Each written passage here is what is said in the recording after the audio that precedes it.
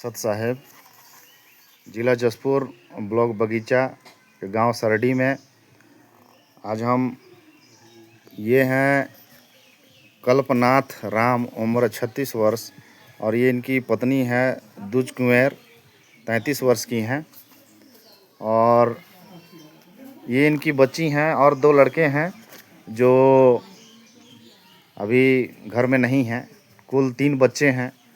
और कल्पनाथ जी के माता पिता अब नहीं रहे, उनको भी इनको जो बीमारी है पैरालिसिस हो चुका है। इनका जो बायां हाथ और पैर है ये बिल्कुल ही काम करने लायक अब नहीं रहे, क्योंकि पैरालिसिस हो गया है। और इनके माता पिता इस दुनिया में नहीं रहे। उनके पिताजी को भी सेम यही बीमारी था, पैरालिसिस हो गए थे, और जिनके कारण से उनकी मृत्यु हो गई।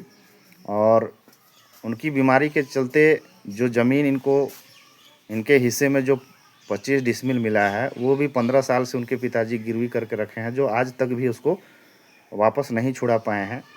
और इनके स्थिति लगभग ये जो पैरालिसिस हुए हैं, ये 6 साल से इनको ये बीमारी है के शिकार हुए हैं।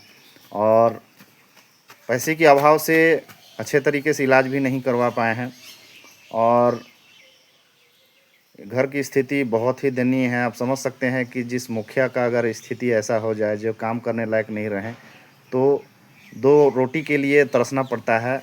इनकी पत्नी है जो गांव में कभी कभार रोज़गार मिल जाता है तो वहीं जा कर के काम करके अपना काम करके 2 पैसे कमा के लाते हैं। उससे भी इनका गुजारा नहीं चल पाता है।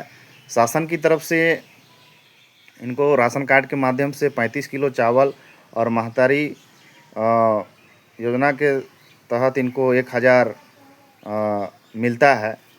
उससे भी इनका गुजारा नहीं हो पाता है, क्योंकि 35 किलो चावल में से आधे चावल को बेच करके इनको राशन पानी का व्यवस्था करना पड़ता है। हल्दी मसाला तेल साबुन का जो रोज़मर्रा की चीज़ें हैं, उनकी आवश्यकता के लिए उनको यूज़ करना पड़ता है, जिससे महीने का भी गुजारा नहीं हो पाता है। और इनको कभी कभी बच्चों को खिला करके माता पिता भूखे ही सो जाते हैं।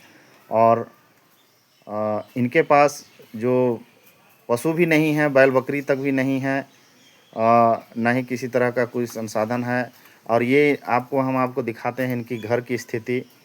ये घर जो है, मेन जो दरवाज़ा है, आप देख रहे हैं कि इसमें मात्र एक ढांचा स्वरूप ही रह चुका है। ये चद्दर जो टीना का है बहुत पुराना है, उनके पिताजी के समय के, और ये पूरा फट चुका है ये चद्दर। और इसमें गांव के क्षेत्र में सांप बिच्छू घुसने का रात में बहुत डर है, और बच्चे ज़मीन में ही सोते हैं।